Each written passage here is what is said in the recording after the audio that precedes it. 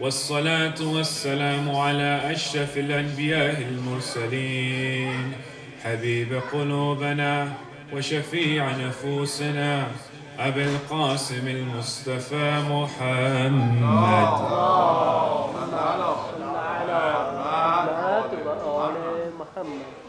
وعلى أهل بيته الطيبين الطاهرين المعصومين المنتجبين سيما بقية الله في الأرضين. الحمد لله الذي هدانا لهذا وما كنا لنهتدي لولا أن هدانا الله. الحمد لله الذي جعلنا من المتمسكين بولايته سيدنا أمير المؤمنين علي بن أبي طالب. اللهم صل على محمد. أما بعد، قال الله تبارك وتعالى في كتابه الكريم: ومن الناس من يشري نفسه ابتغاء مرضات الله والله رؤوف بالعباد. صلوات.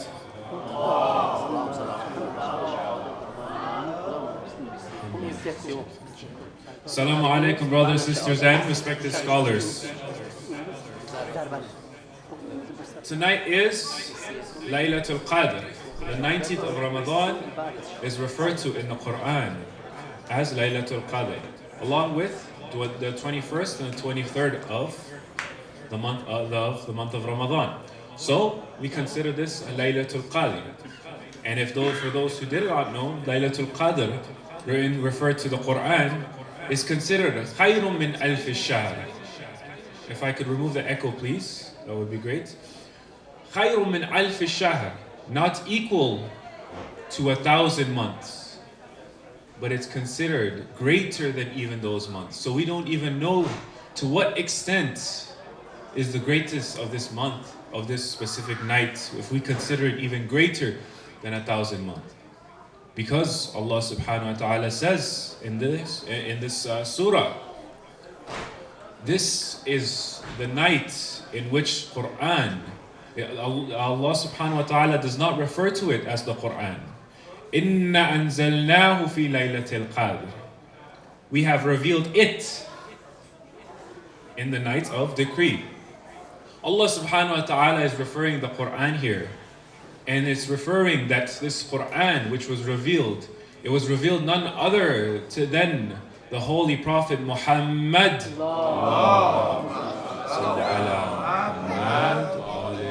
In this night. So it's a very valuable night for us. A night in which we can consider ourselves reborn. We can consider it as a new night for us. Maybe we've done many wrongs in the past. Maybe we've caused ourselves, as we say in Dua Kumal, Dhalamtu nafsi. Maybe I have oppressed my own soul. Maybe in respect to the haqq of Allah subhanahu wa ta'ala, I wasn't so good. Allah subhanahu wa ta'ala tells you that, of course, in the month of Ramadan is the month of forgiveness and the month of mercy. But specifically in this night is the night in which the rest of your year can be decided. You can ask for forgiveness in this night. You can ask for Allah subhanahu wa ta'ala's connection in this night, to feel closer to Him, specifically in this night. So inshallah, let's make use of this night. Inshallah, in our dua Joshan Kabir, when we recite to Allah subhanahu wa ta'ala, and we call Him by His different names. Inshallah, we can all ask to get closer to Allah, and for Him to forgive our sinful selves, and for us to be closer with Him. Inshallah, with your loudest of salawat.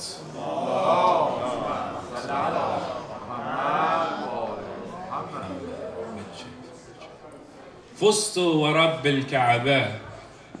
By the Lord of the Kaaba, I am victorious. A very famous maqalat, saying of Amir al-Mu'mineen Ali ibn Abi Talib alayhi salam on this night. When he was struck by Ibn Muljam on the night of the 19th, when they woke up for the morning prayers, for Salat al-Fajr, when he was struck by Ibn Muljam, this was his very famous saying. by the Lord of the Kaaba, I am successful. So inshallah tonight we want to look at what exactly Amir al-Mu'mineen Mawla himself had discussed when he said he is successful or that he is victorious. Was Mawla himself not victorious in the previous events of his life? Is it only in this moment that he became successful? In this moment that he became victorious? So inshallah we want to look at this and understand the philosophy behind Mawla's words in which he says that I am successful, and understand how his worldview is so different from the one that exists today, for us to truly understand him and to be able to change ourselves through this specific worldview.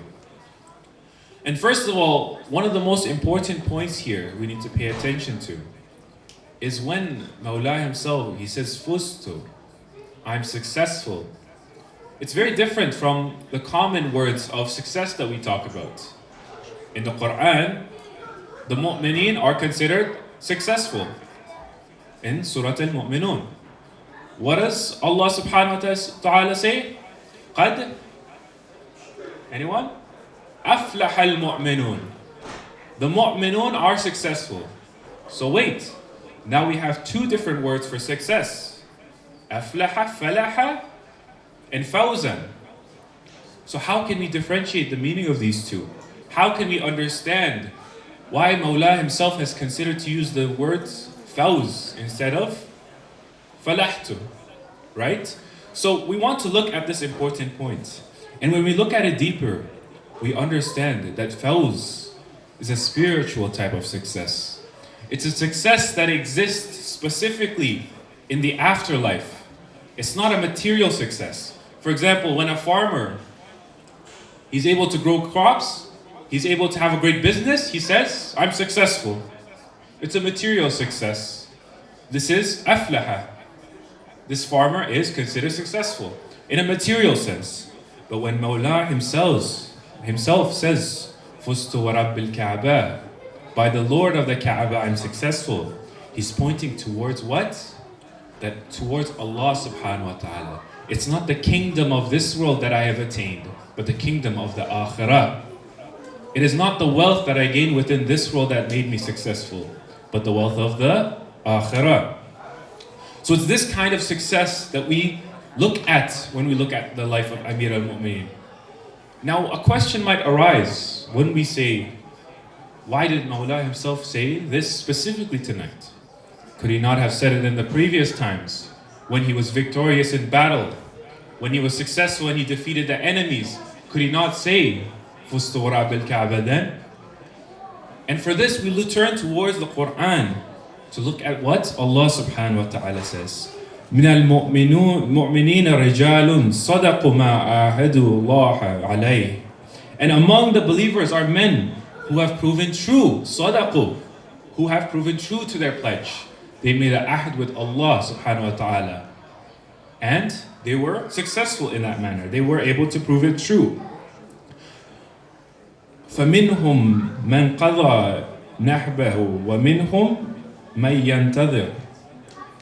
We see that Allah subhanahu wa ta'ala says, among those people who have made their pledge to Allah subhanahu wa ta'ala, and they're able to prove it true, some of them were able to prove their pledge with their lives. Who are we referring to? Those like Hamza, the uncle of the Holy Prophet. When he fought on that battlefield of Uhud, he fought in that manner and he was able to prove his pledge to Allah subhanahu wa ta'ala. That he would fight in Allah subhanahu wa ta'ala's way. And he would be martyred in Allah's way. People like, we see Ja'far al-Tayyar. During the Prophet's life, they were able to prove themselves successful. They fought and they were martyred during that time. But the important point here that we should look at is وَمِنْهُمْ مَنْ يَنْتَظِرُ. And some of those who are waiting for their turn. وَمَا بَدَّلُوا تَبْدِيلًا. And they have never changed in this ahd of that they have with Allah subhanahu wa ta'ala. With this covenants that they build with Allah subhanahu wa ta'ala, with this relationship with Allah, it never changes. And this is that of Amir al-Mu'mineen. He says if it is not now that he has fulfilled his pledge, it will be very soon. Sallu ala Muhammad wa al Muhammad.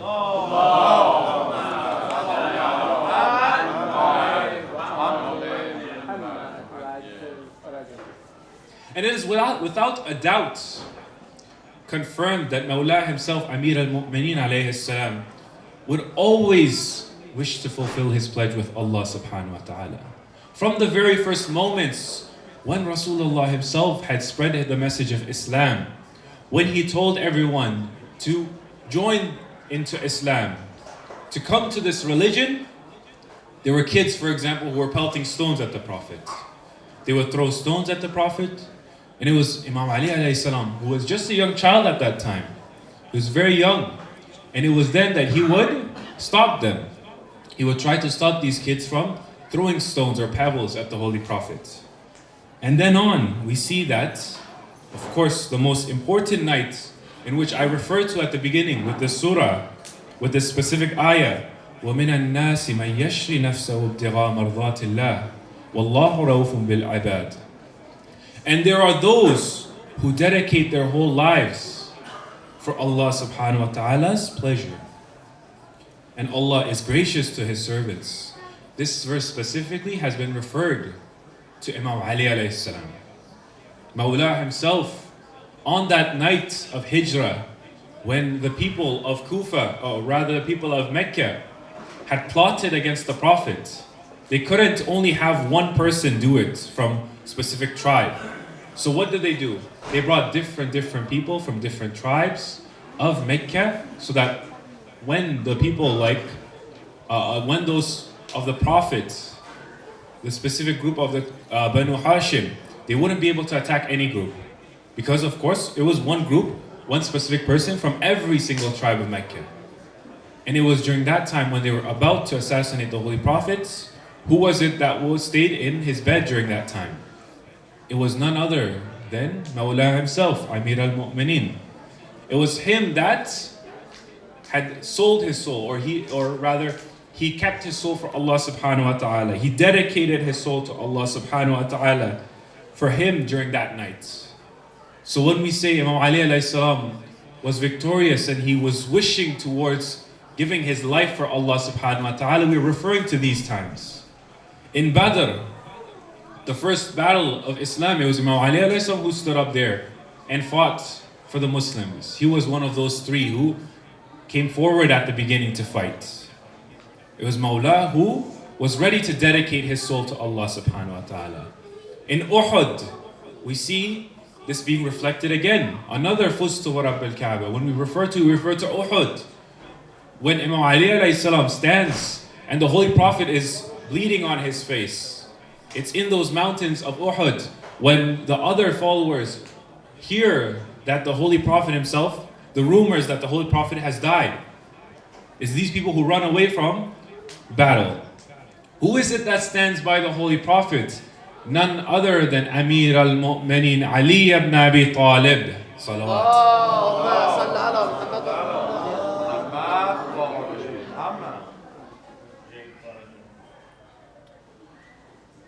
In Badr, he stood by the prophets and he gave his soul to Allah subhanahu wa ta'ala. In Uhud, he stood by the Prophet and he gave his soul to Allah subhanahu wa ta'ala. In the battle of Ahzab, Khandaq, Imam Ali alayhi salam gave his soul to Allah subhanahu wa ta'ala when he stood up against Amr ibn Abdullah. When he stood up there and he passed that trench and none of the Muslims were ready to battle against him. He was a very huge man. Who else was it that Imam Ali alayhi salam who then stood and was ready to battle against him?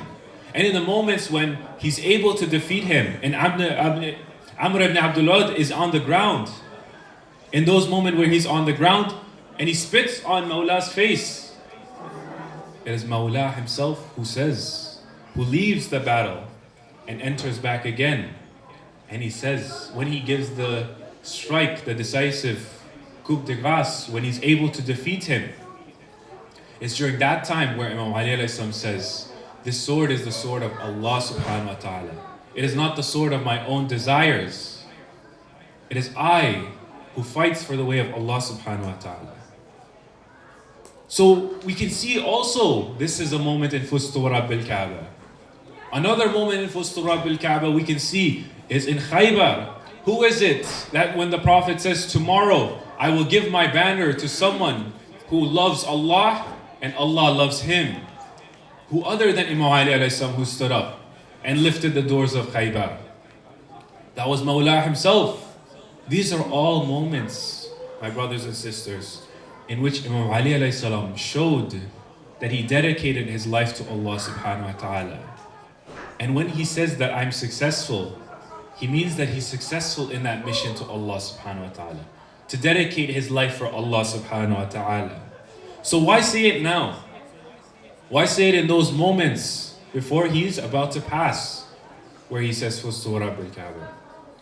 Pay very close attention to this point, my brothers and sisters.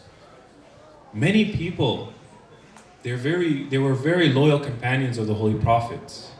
Many of us, we see ourselves as true Shia of the Imam of our time. And we dedicate our lives to the Imam. But what's important here is, what's the aqibat? What is your end? Is your end a husn aqibah? Is it in a state where even there were people during the times of the Prophet, Imam Ali alayhi salam, during our Imam's time, they were very good up to the final point when Allah subhanahu wa ta'ala tested them and they failed that test. And on the flip side, we see those who were against the Ahlul Bayt. And during that final moment, they were able to take the Imam's side.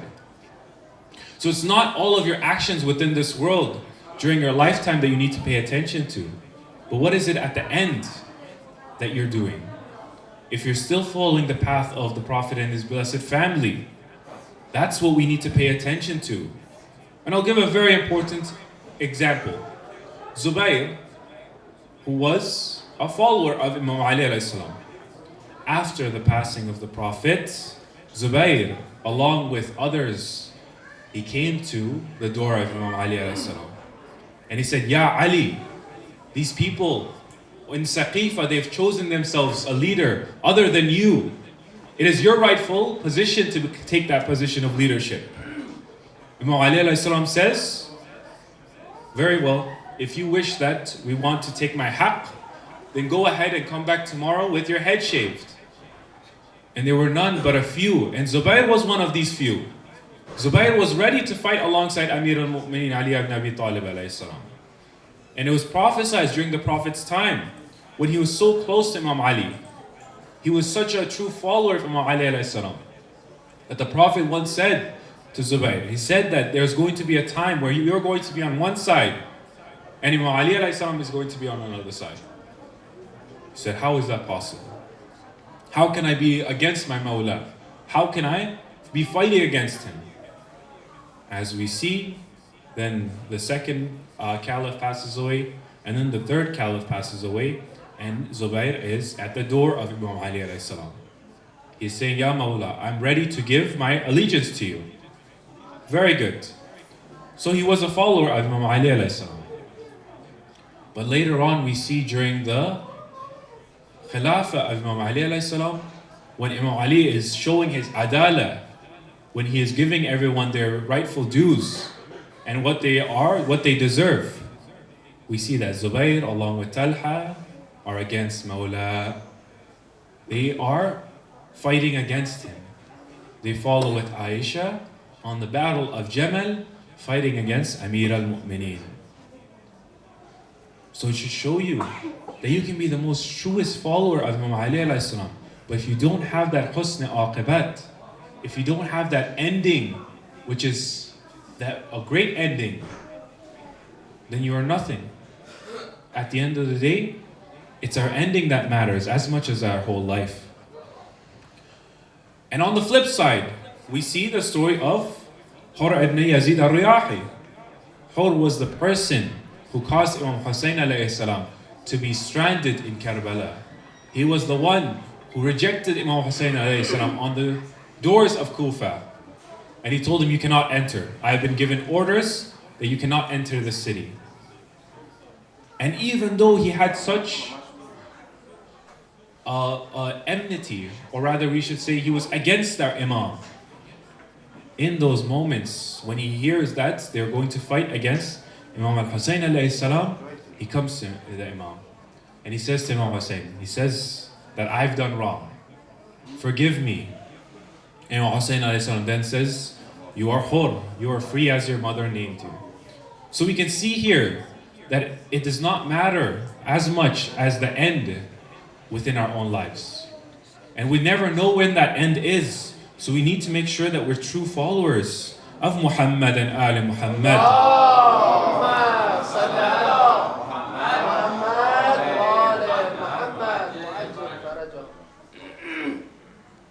So when he was struck on that night, on this night of the 19th, Imam Ali alayhi salam himself, he says, Fuztu wa Rabbil Kaaba.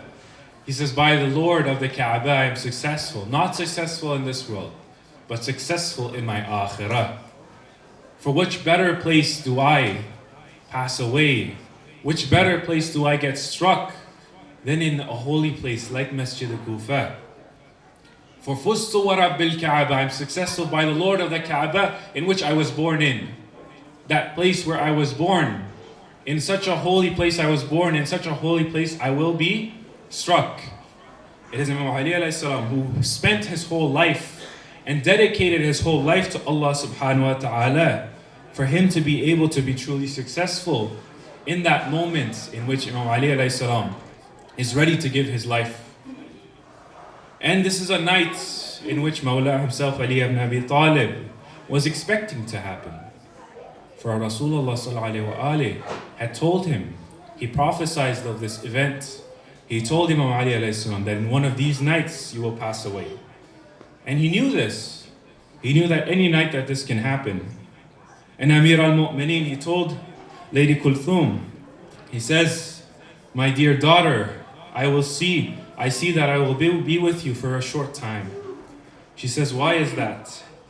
He said, I saw the Prophet in my dream, and he was removing the dust off my face. And he was saying, Ya Ali, there is nothing left for you to do. You have fulfilled your responsibility. And Lady Kulthum said that it was 3 nights later that he would receive that strike. And Shaykh Mufid, he says that on that night, Imam Ali alayhi salam, he was awake and he would look out at the sky from his room. And he said, by Allah, I was not told lies. And I never told lies. And it's in regards to the prophecy of his death. So he's aware at that night, in that morning, he's going to be struck. He says, this is the night that I was promised. So he walks back to his bed. And when Fajr arrives, he puts his clothes on, he puts his dress on, and he starts walking towards the masjid. And he recites this poem. أشدد حيازيمك للموت فإن الموت لاقيك. Fasten your belt for death will meet you. ولا تجزئ من الموت إذا حل بواديك. And do not be frightened when death comes. And the creation of Allah subhanahu wa ta'ala were aware that it was to happen. It was said that the birds, when they were flying over the court, that they were weeping.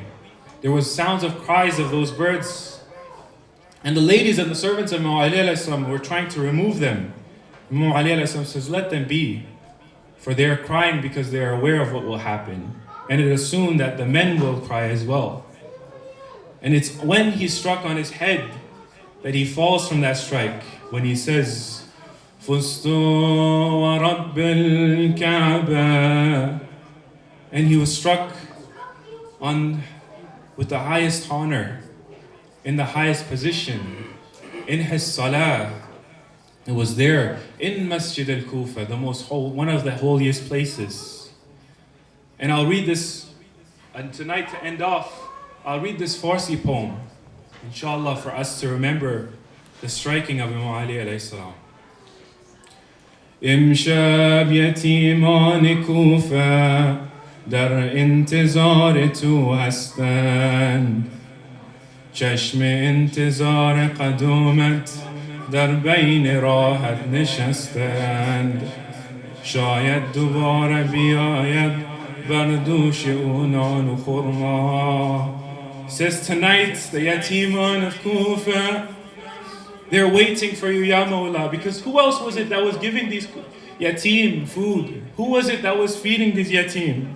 They were the ones who were waiting for them to be fed. They were not aware that Mawla himself had been struck on this night. Who is it that will feed them during this time? They have hopes of eating dates and bread. دیگر نمانده تحمل از غصه اش در دل ما. They cannot wait anymore, for they wish to see that lovely person. شبهای کوفه به یاد ذکر و دعای تو مانده. بین خراب مریضی شعر فراق تو خوانده. The nights of Kufa remember, the air, the earth, they remember your munajats. Ya Amir al-Mu'mineen, they remember your du'as. And those people who are without a home, they are the ones who remember and they sing, they hear you and they remember you. Ya Murtada, Ya Ali Jan. And then it continues, Imam Ali alayhi salam, in those moments when he is on his deathbed. در لحظه واپسینت دیدی دو چشمان عباس دست حسینت نهادی در بین دستان عباس کردی وصیت عزیزم در کربلا یاورش باش در موعد قحطی آب آری تو آب آورش باش. He says to Abul Fadl al-Abbas, he sees Abul Fadl al-Abbas, and he says, Ya Abul Fadl al-Abbas, here, let me take your hand. Let me put it on the hand of Imam Hussein alayhi salam. And he says, in those moments in Karbala, you are going to be needed by the people of Imam Hussein alayhi salam, and they will ask you to bring water. Ya Abbas, oh my son, please bring water to the army of Imam Hussein alayhi salam. یاری نما زینبم را میگردد از غصه بیتاب. You will help Zainab when she is full of grief, when she is struck by grief and sadness. گفتی مبادا بنوشی پیش از حسین جره آب. Says, please my son, before you drink any water, remember Imam Hussein alayhi salam, do not drink before he does. Ya Murtaza, Ya Ali Jan. And it was during that time, Imam Ali alayhi salam, when he is about to pass, who is it that's there and he can rest his head on their laps of other than Imam Hassan, Imam Hussein and Abbas? Ya Aba Abdullah, on the day of Karbala, who is it that you will put your head on? Ya Aba Abdullah, who is it that you will hold you when you are about to pass? When you are struck by 100 arrows, who is it that will hold you? وَسَيَعْلَمُ الَّذِينَ ظَلَمُوا أَيَّ مُنْقَلِبٍ يَنْقَلِبُونَ. Ya Allah, we ask you on these nights of Qadr, inshallah, we ask you to make our aqibah husn al-aqibah. And Ya Allah, we ask you to raise us with the intercession of Amir al-Mu'mineen. Ya Allah, we ask you to bless us with the ziyarah of Amir al-Mu'mineen. Ya Allah, enable us to serve you and live a life of piety. And Ya Allah, we ask you to keep us and our children on the right path. Enable us, Ya Allah, to benefit from this Laylatul Qadr. Ya Allah, please make our Imam Zaman, pleased with us and our actions. وآخر دعوانا الحمد لله رب العالمين. مجموعة صلوات.